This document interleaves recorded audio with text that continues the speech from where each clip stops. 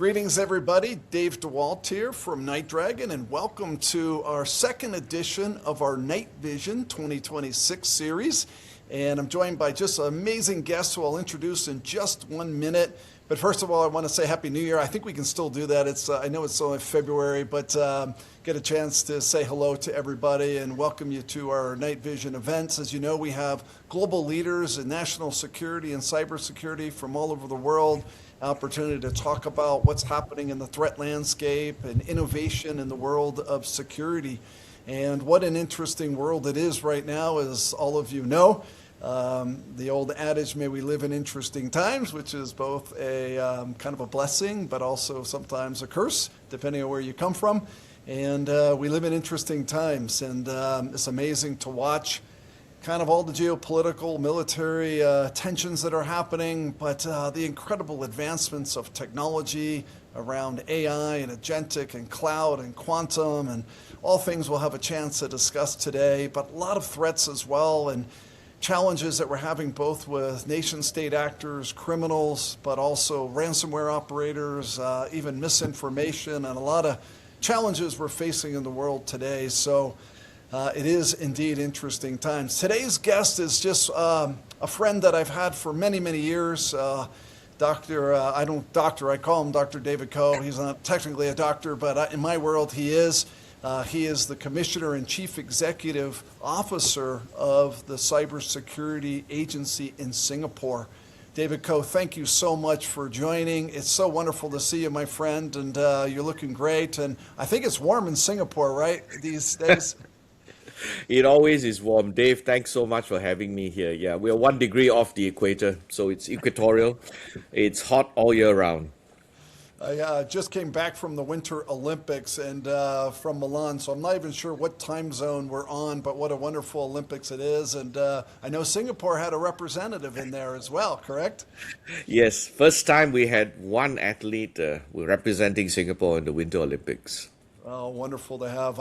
All my years of visiting Singapore, I didn't know you had winter sports. So there you go. Congratulations on the athlete for sure. Wonderful. So for those who aren't familiar with David, he has been with CSA for, is it now over 11 years, David, about that amount? And, yes. Congratulations. Maybe just for a minute, talk a little bit about your bio and background. I want everybody to kind of hear that, and then I'll add on a little bit too, if it's okay. Right. Thanks so much, Dave. It's a great honor to be here. I'm the founding chief executive and commissioner for cybersecurity in Singapore. So I set up the cybersecurity agency of Singapore in 2015. So we're coming up to 11 years. And prior to that, my background is I'm from the military. So I was a serving general in the Singapore Armed Forces. I was the J6 equivalent, chief signal officer, and then head of the Joint Communications and Information Division in the Joint Staff. So J6 equivalent, CIO in a civilian language of the Singapore Armed Forces. And then I became Deputy Secretary for Technology in the Ministry of Defense before I was asked to set up the cybersecurity agency, which is a civilian agency. We are the coordinating agency overseeing cybersecurity in Singapore. And that was in 2015, David, roughly, when you set it up? Yep. Yes, indeed. Pretty amazing. Yeah, and by the way, for those who don't know David's background, he was also awarded by Billington as the international leader in cybersecurity going back to 2018. And I know you've served the agency and the world and united us all for many years. When I was CEO of FireEye and Mandiant, we worked together all the way back to my CEO of McAfee days, and now with all of NightDragon as well. So really appreciate your partnership and everything you do, sir. It's pretty incredible. Let's talk a little bit about the global threat landscape. Maybe we'll get the ominous part out of the way a little bit if it's okay. And then we can talk about technology and some of the things in a brighter future as well. I know a lot's going on in Singapore regionally, but also globally. We've had a real rise of threats here in America over the last year. In fact, the China kind of effect on America has been up triple digits over the last couple of years. We called it typhoon season here the last few years with Volt Typhoon and Salt Typhoon. There was SAP Typhoon, a few others that were pretty ominous threats that occurred, and a lot of response to those. But equally, we've had a lot of ransomware challenges and other kinds of issues. Maybe from your perspective in Singapore, how do you see the global landscape happening, particularly threats and risks? Great. Yeah, in the last maybe 5 years, we've seen the global threat landscape evolve quite significantly and driven, as you said, by advances in technology and consequently our increased dependence on technology as well as geopolitical tensions. And all of these clearly have spilled over into the cyber domain. We've seen increased sophistication in the kinds of attacks and the resources that cyber threat actors have, and also the greater impact when they are successful. State-linked actors have stepped up their activities, targeting critical infrastructure, including infrastructure which doesn't have intelligence values, with deliberate, well-planned campaigns. Singapore has also seen activity by state-linked APTs go up quite significantly. We've seen APT activity go up 4 times from 2021 to 2024. I was just thinking, I wish my own personal investments have been seeing that kind of growth, but sadly not. We also recently announced that our telecommunications sector has been subject to a deliberate, well-resourced attack campaign by an APT threat actor. In our case, it's UNC 3886. And Singapore's threat and risk landscape, in one sense, is not unique, similar to what you've described. The same types of threat actors, APTs, as well as ransomware actors, also attack Singapore's systems. However, I would say that we also have unique challenges in Singapore because we are a very open and highly connected nation. And we are also a trusted hub in many areas, yeah. So it makes us perhaps a bit more open and perhaps a bit more vulnerable to these kinds of activities. Yeah, we've really seen the types of attacks you're alluding to. Congratulations. And talk a little bit about, if you could, on that specific example. I read about Operation Cyber Guardian and how you worked with IMDA and what was going on there and communicating. The effectiveness that you've created with CSA with other agencies is really worth talking about, but also the whole of the community working together with the crisis. Maybe say a few words about that, if you could, for a second. Sure. But first, maybe I take half a step back and put the context from Singapore's perspective. Our realization is that because we are a global center, financial center, logistics center, and telecommunications and internet hub, many companies, MNCs, for example, choose to house their regional and global headquarters here because of the rule of law here, safe and reliable digital connectivity, and so on. So any cyber disruption is not just a technical issue. For example, if it results in disruption to essential services, then potentially it's a national security issue.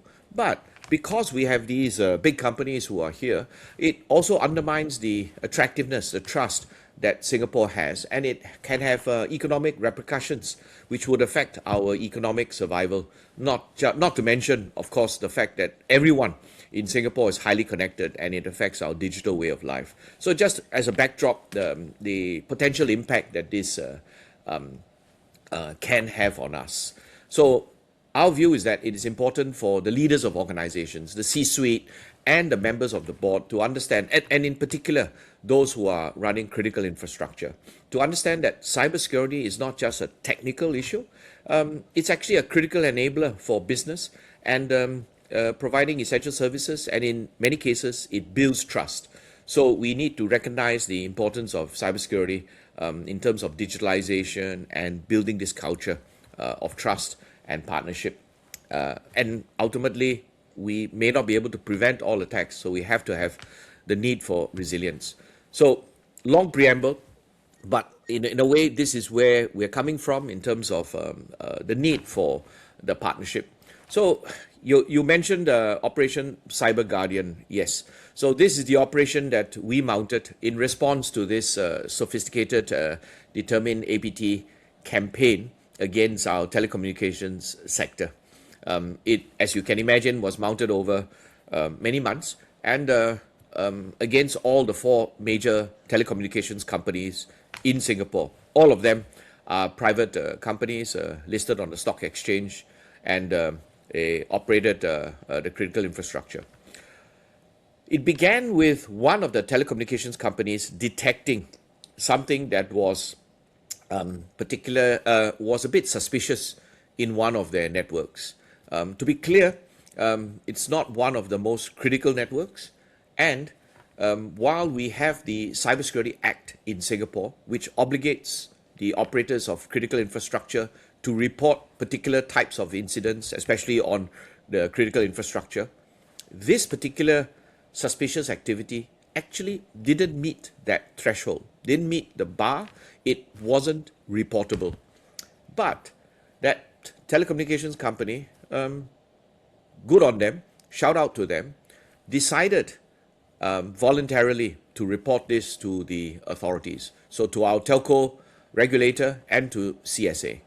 And we then went down and started the investigations. And as we unraveled this, we then discovered that this was just the tip of the iceberg, as it were. And once we realized that this was the work of an APT, then it was all hands on deck, and we mounted Ops Cyber Guardian, which is actually the biggest cyber response domestically we have ever done. So we had CSA and IMDA, the telco regulator, obviously working on this, but we also managed to pull in the rest of our government agencies who have operational and technical and intelligence and security capabilities in cybersecurity. So we got the Government Technology Agency, GovTech, as well as the Ministry of Home Affairs, Internal Security Department, and the Center for Strategic Infocom Technologies, division of the Ministry of Defense, all coming together. And most importantly, so being able to pull everyone together, work as a team, as it were. We have complementary but different skill sets, was quite essential. Now, I think you can imagine that pulling all the different pieces of government to come together is non-trivial. I would say that interdepartmental stovepipes and silos, they're scalable. Singapore is a small country, but we have these challenges as well here in Singapore. So pulling everyone together was a huge challenge, but we were able to pull it off. And then working with the telecommunications operators who are all in the private sector. So this element of the full government partnership as well as a public-private partnership was a significant achievement. And the last point I would say is that we also managed to pull in the Singapore Armed Forces, the new digital intelligence service, the 4th service of the Armed Forces in Singapore, also brought in, partnered with us. So we had a full government, civil and military response together with the private sector. So, and then we worked a couple of months rooting out the APT. As you can imagine, it wasn't just a simple case of dealing with the triage and locking the doors, etc. They are advanced and they are persistent. So it was a big challenge for the guys on the ground. But like I said, it was a great teamwork across all the different arms of government in the civil side with the military and most importantly, public-private partnership. Congratulations, David. I love the name of it too, Operation Cyber Guardian, something for us all to work together. And you're right, it takes a village, I always say, in cybersecurity. And not just government working together amongst the agencies, but also public-private working together, industry working together to really, have speed of response. And congratulations on the activities there. I know it was an example for the whole world to have. Maybe expand just a little bit, if you would. I'd love for you to maybe opine, if you can, from Singapore's perspective on global government partnerships. During my time at FireEye and Mandiant, I kind of have a virtual tattoo. I remember 5,772 breaches that we responded to during my time at FireEye and Mandiant. And those 5,772 sort of confirmed espionage kinds of scenarios were real learnings for me in how to work with the government from a private sector point of view, but also governments all over the world, the cyber commands coming together, cooperating, creating crisis responses, and to your point, almost a cyber guardian that's happening. With all the geopolitical changes that are going on as best you can, I mean, what's the state of things today as you think about cooperation and cyber partnering, governments to governments? And what are some of the good examples, and what areas could we work on more together? What's your views on that? Great. No, it's a great question, Dave. And I'll add two more players in Ops Cyber Guardian, which haven't been publicly acknowledged. But obviously, we brought in some of our industry partners as well. We have chosen not to make this public as of now. And one of them is a domestic partner, and another one is an international partner. And our realization is, firstly, that when you have a major breach, as we had this round, resources will never be enough. And even though we were able to bring together the full range of government resources in Singapore, the realization is that when it is a significant event, then we want to clearly benefit from the network effects and bring in private industry as well. So we brought in one partner company, domestic one, and one international one, which were also key in terms of the partnership. They have their own intelligence and their own capabilities from dealing with incidents either in the domestic space or in the international space, which are also important skill sets and pieces of the puzzle which are brought to the table. So I want to underscore that that need for partnership. And as you alluded to, the nature of cyber is inherently trans-border, international, global. So even though I can pull together most, if not all, the resources in Singapore, it's not enough. The reality is that no one country, no one agency can deal with this challenge by ourselves. So I think it speaks to that nature of the need for collaboration across borders.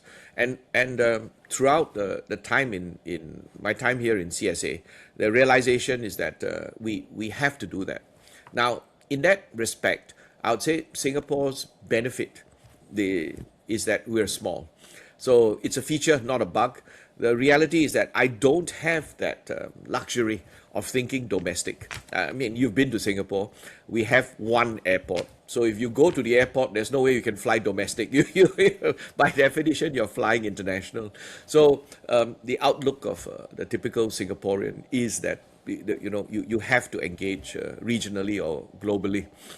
So for cyber, it was no different. As soon as, on the one hand, as we set up the agency, we had to organize ourselves domestically. But I would say almost immediately, the realization is that we have to then reach out internationally. So you're familiar with the Singapore International Cyber Week. As soon as we set up the agency, we set up a conference. I think it's grown significantly. We've been able to pull international partners from governments, from academia, from the diplomatic side of the house, and from industry, from across, I dare say, across the world. We've seen the participation go up steadily in the last 11 years. So this has been very significant and very, very beneficial for us. And the ability to bring these people together in Singapore, I think, has been a great benefit for us. The idea that we have is that we bring these people here and we need to have conversations. As you said, the geopolitical situation is I think, fracturing. That's the word I would use. The old rules-based international order, whether in diplomacy, whether in trade or in technology, looks like it's been upended. Where we'll be, what the new world order looks like, I think remains to be seen. But it looks quite clear that the old world order has changed. So we have to then find a way to start conversations. Conferences like Singapore International Cyber Week are a place where people can come together. And what we pride ourselves on is getting people who don't quite agree with each other to come together, meet in the same room, have those conversations. Our view is that we need to have these difficult conversations about the future, about cybersecurity, so that we can talk about it. And if we can't have conversations, difficult conversations, then I'd say that, to quote my minister, we would then have to deal with the much more difficult and significant consequences of that lack of conversation. So I think it's essential for us to be able to talk. It may be, some would criticize that it's only talk, it doesn't translate into action in all cases, but I would say that at least we've begun to talk, and talking at least is the beginning of reaching an understanding and a consensus. It's a shining example for all the world, David, and really appreciate your leadership hosting that event. As you might know, at the RSA conference in San Francisco, I'll be leading with NightDragon 25 plus countries. I'm calling it the Allied National Security Roundtable. I know you'll be there as well, but the same goal, get everybody talking, even if there's differences in the room, get everybody communicating in a way whenever there's a crisis or an event, we can all come together. So look forward to having you there, as well as all the other nations.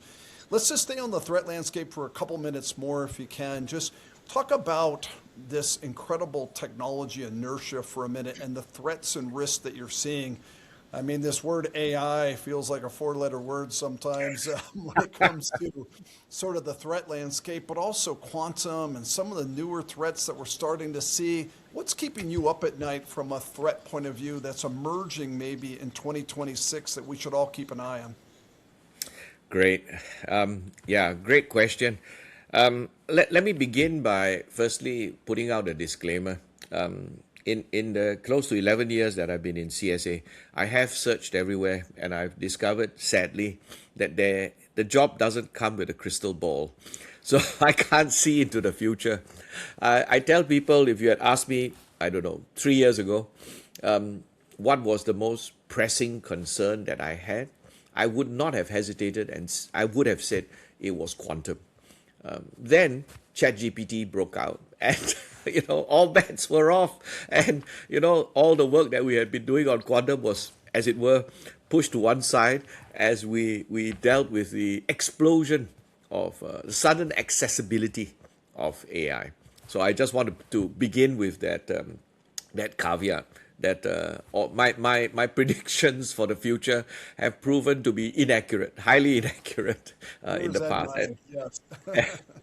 And I have no qualms about admitting this. But nonetheless, I think all the things you talk about are indeed real challenges that we are facing. AI, quantum. I think I was just reading an article before coming online that Google has been able to make a significant breakthrough on the quantum front in terms of bringing down the error correction. Yes, it's only one logical qubit. Now the question is whether they can scale and expand this. But if it does, I think that will be a significant progression in terms of logical qubit attainment. And then, of course, we'll have all the downstream impact of perhaps breaking our encryption codes, which all of us depend on. Yeah. So back to what the implications are. Quantum, all of the developments have a plus side and a potential negative side. So quantum, and we mustn't lose sight of this.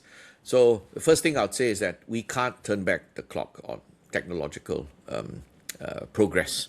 I think sometimes I admit, sometimes I wish the pace of change is just mind-boggling.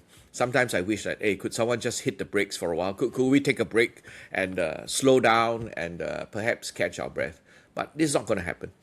And we can't. Country like Singapore can't sort of like get off the highway and pull over and slow down, because our economy is open, we're plugged into the rest of the world. If we choose to opt out of the technology, then other countries would overtake us, and that would be a bigger loss to the country. So first thing is that technology is moving, we have to keep up.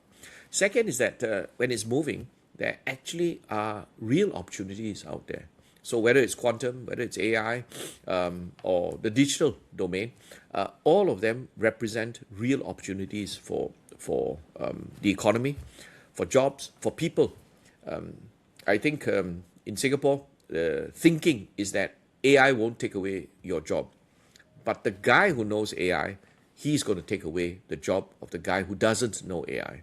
So what it means, and we've been trying to get our population to understand, the working population to understand, is that your jobs are not secure, but your jobs will change, and you have to change along with them. And we have to pick up the skills of AI and apply them to the job. So you could be in HR, then you need to have the AI skills to apply it to HR and do the HR job in a better way. Same for cybersecurity. It's not that AI will take over the cybersecurity jobs, but the cybersecurity professionals who can apply AI into their jobs will be more effective and more efficient. So that's what we're trying to do. So a lot of efforts in Singapore to try to demystify AI, train people in AI, not AI as a coder or as someone who's actually working on AI, but the application of AI in their respective traditional domains, as it were, and then giving people that knowledge and moving forward. So just an example. Same for quantum. Quantum gives us that opportunity, once we have quantum computing, to deal with complex problems which classical computing always had difficulty dealing with. So potentially new drugs, climate prediction, weather predictions, such like these quantum sensing, these are all areas where there's opportunity. But with these, all of these, with these come threats. So the big challenge for us then is that we now need to deal with a whole new range of threats. So quantum is the whole question about whether our encryption algorithms will become susceptible to being broken, store now, decrypt later, etc. And for AI, then the fear is that firstly, phishing emails will become much more sophisticated. We've seen potential use of AI for actually breaking into computer networks, stringing the attacks together, discovering vulnerabilities, and then exploiting them.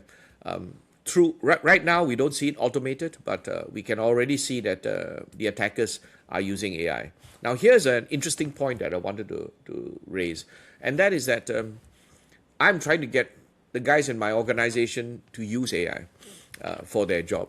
So, may surprise you, but I think that inertia is a very powerful force, and it affects engineers as well. So the engineers are reluctant to use AI. I think my own sense is that there is a bit of additional inertia for the technical people. I find, to my surprise, that the less technical parts of my organization are more willing to adopt AI than the technical bits.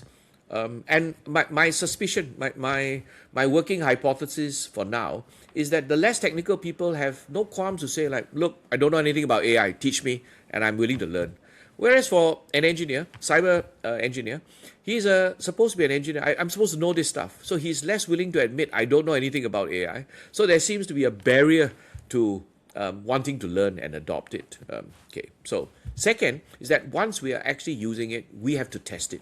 We have to worry about hallucination. We have to worry about discoverability. We want to make sure we know how it works. We want guardrails on it before we apply it, especially before we apply it at scale. The attacker, on the other hand, isn't constrained by any of this. He's quite willing to try AI on his attack. If it doesn't work, too bad. Try again, And because of that, I see that their cycle of learning is a lot faster than ours, and that's my current concern. I think we find that we are slow when it comes to responding to cyber attacks in the classical sense. detection is prevention doesn't always work, especially with APTs. Detection is slow. All kinds of drag, including people not wanting to report to the authorities because of concerns of how you look in the press or how it affect the stock price, etc. And then finally, when we go down, a lot of the processes are still very manual. You expect, you need experts to be able to investigate and piece together the attacks, etc. In contrast, and then now with the application of AI, you find that the attack cycle from the time when a vulnerability is announced till the time an exploit is actually put out and it is actually used in the wild has gotten shorter and shorter. So I think that it suggests that in this cycle, the OODA loop of the attacker seems to be a lot faster than our OODA loop of the defender. Yeah, well said, David. And at NightDragon, we have been studying, as you know, we do a lot of venture capital investments into AI and quantum and cyber areas, but also defense areas. It's amazing to watch the speed of innovation around the world right now. In all my years, almost 40 years being in this high-tech space, this last couple of years of speed of technology innovation has been very impressive. To your point about quantum resistance and resilience, you know, we're watching just amazing companies, not just with error correction rates, but also developing kind of a security by design approach to integrated development environments, testing, compilation, all the way through distributed workloads across quantum compute. How do we build that in? We're seeing the same thing with AI. So I'm kind of optimistic at the same time, watching all these companies come along. To your point, I see a vision where we can almost create like a self-healing network concept through agentic capabilities. Like you mentioned, there's a vulnerability come out, but we can now do autonomous pen testing real time and self-healing of the network real time. As fast as the attackers can exploit, we can heal as well. Maybe talk a little bit, if you would. I'm seeing so much digital enablement of the employees to the point that we can magnify our workforces with what a lot of people are referring to as digital employees now as well. So not just, not replacing jobs, but augmenting the SOC operations at high-end scale with all kinds of agentic capabilities now that could really be very, very powerful for defense. But we're also seeing now, for the first time, at least in venture capital, we're seeing cyber offensive products being developed from the private communities as well. So it's a really interesting time to watch the speed of innovation on the defense, but also now the private sector with speed of innovation on offense as well, all using autonomy and agentic capabilities. So maybe just talk a little bit about how you're approaching innovation in Singapore, and then how you're adopting that innovation for your own defense or even offense at the same time. Dave, that's just great. I think we'll invite you to Singapore and I'll repeat that spiel to the innovation community that we have in Singapore and inspire them that this could be the brave new future that we could have if we could actually do this. No, but I'm fully aligned. I think on a good day, when I'm in my optimistic self, this is how we want to see the future. But I wanted to put up that what you're alluding to is an important point. I think what you're alluding to is that we may not see, at least now, fully automated AI.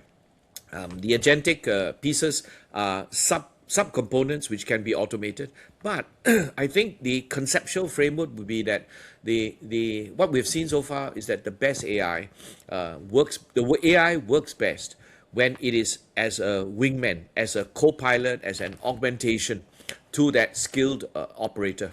And then you expand, you sort of like, it's almost in some cases like an exoskeleton where the skilled operator now gets a boost in terms of what he can do and what he can achieve. Or you get, an expansion of his bandwidth. He can do twice as much, 3 times as much, etc.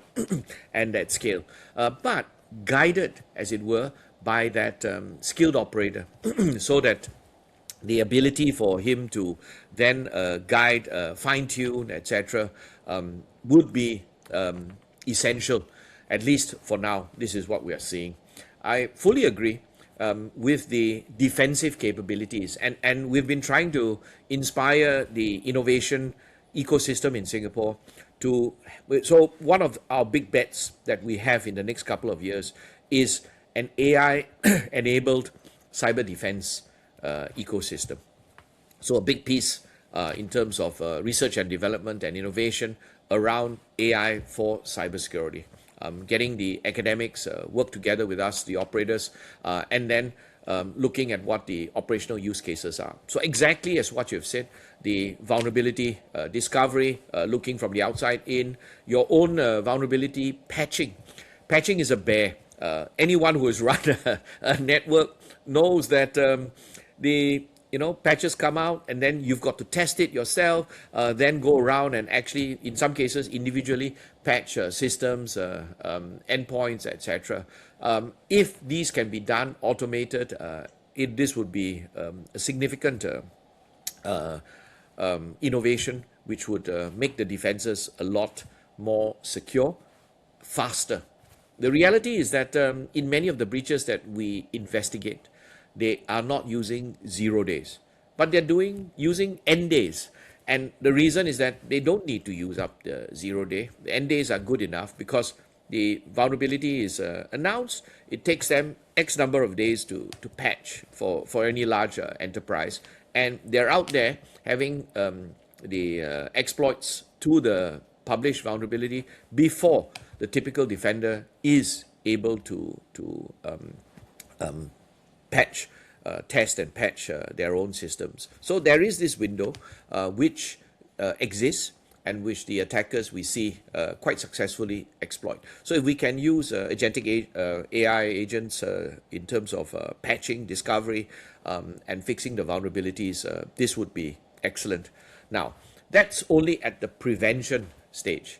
I think the reality is that we have to accept, and I think, okay, so in Singapore, a big shift that we've been pushing for the big enterprises and for the critical infrastructure owners is to move from to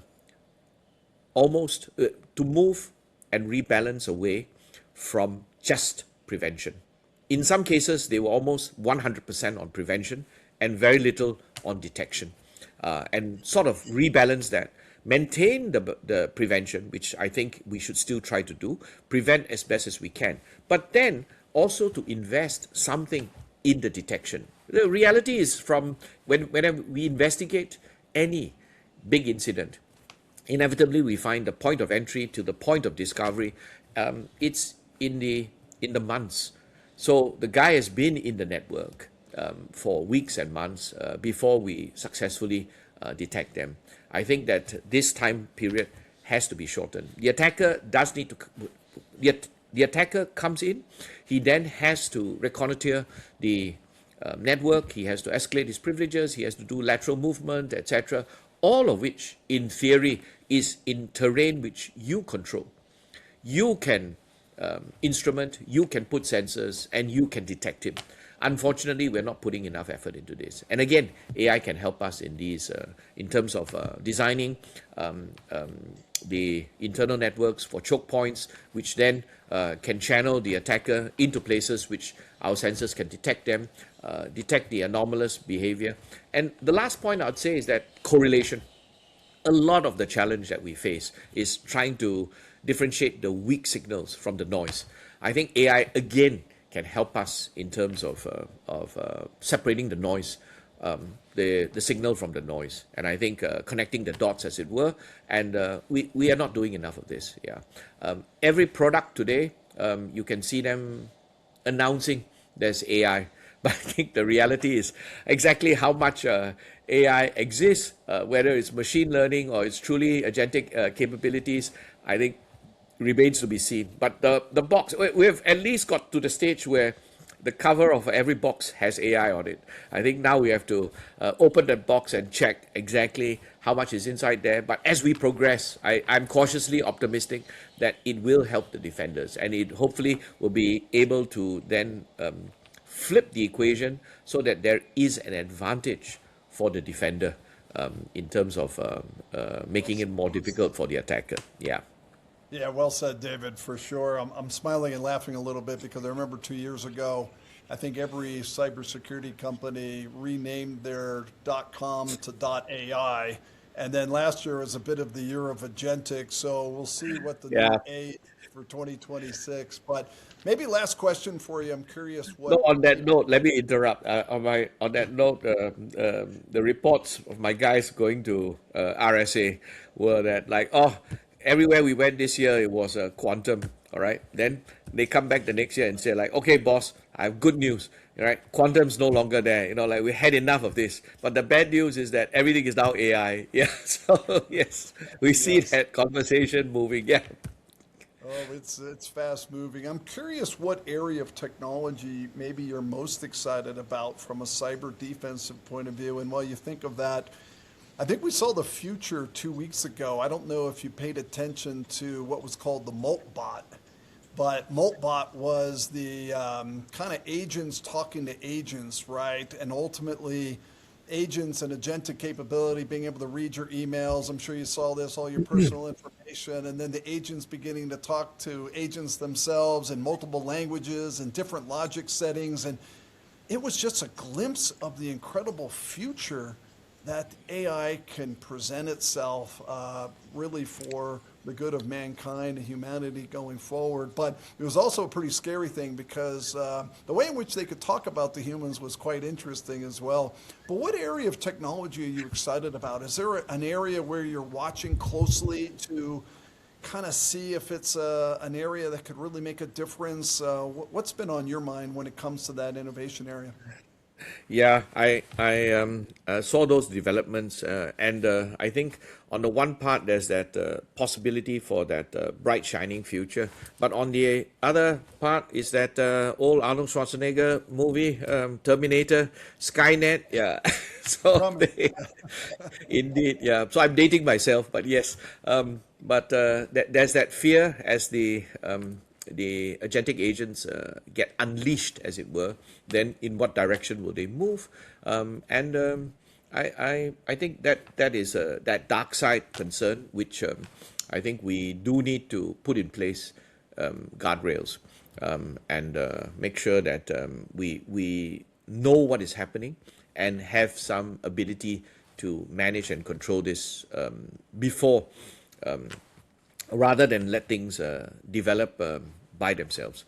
But precisely on that point, my own sense of it is that AI, firstly, the AI developments have made, in the last couple of years, firstly, have made it much more accessible. I think AI has been available for many years. Unfortunately, it was inaccessible because the programmers had to access it through programming language.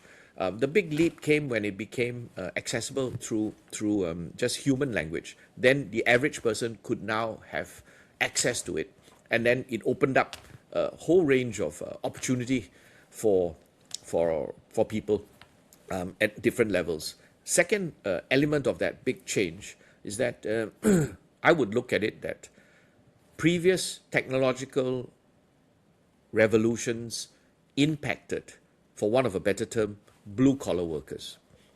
This time around, when you see the advent of AI, a lot of it is affecting, for want of a better word, white collar jobs. And this is something which I think is not fully appreciated, a bit underestimated, as it were, the impact.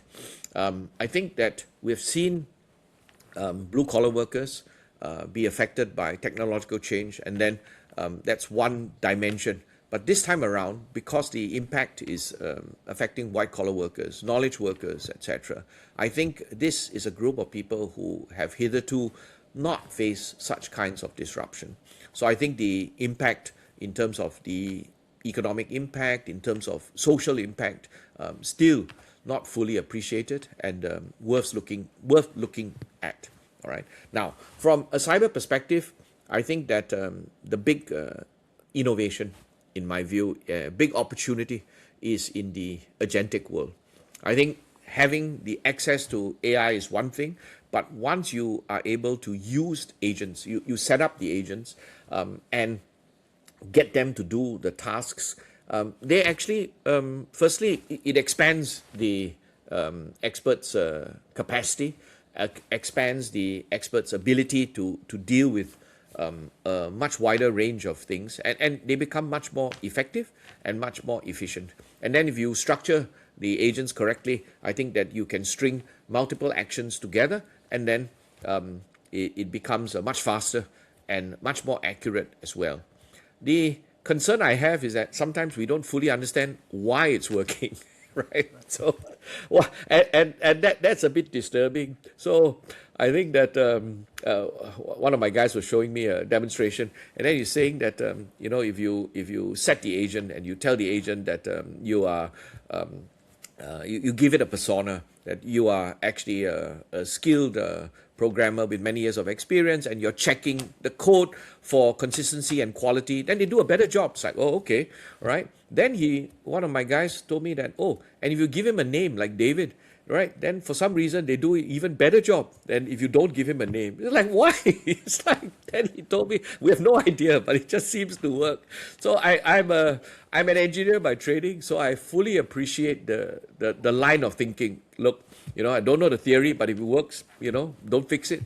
So I can appreciate that. But another bit of me is a bit worried that we don't quite understand how this is working. Yeah, but I digress. I think the big opportunity for us is the agentic workloads, ability to break down the tasks and then develop this. And firstly, what we're doing right now, if we can crack this, is to be able to do the old jobs in a much better way.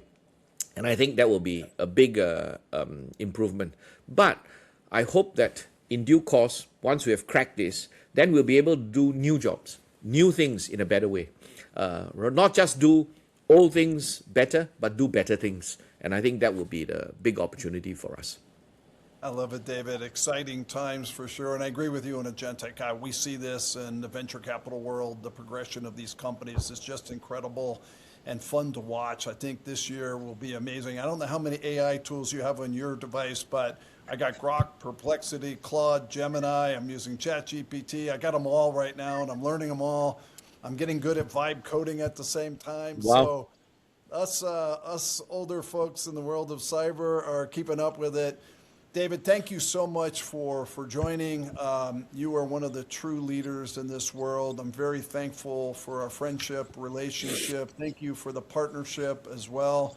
I look forward to seeing you at RSA in a month or so, and keep up your health, and really look forward to seeing you. Thank you for joining NightVision, and thank you for being a part of this. Dave, thanks so much for having me. Yes, I look forward to coming up to RSA and meeting a lot of old friends and connecting with the wider community. I think, as we've discussed, it takes a village. Cyber, as many people say, is a team sport. And my view is that it's an international team sport. So we have to come together. All right, looking forward to it. Thank you for having me. Thank you, David. And thank you, everybody, for listening. Look forward to seeing you all in person in RSA coming up soon. Have a wonderful day.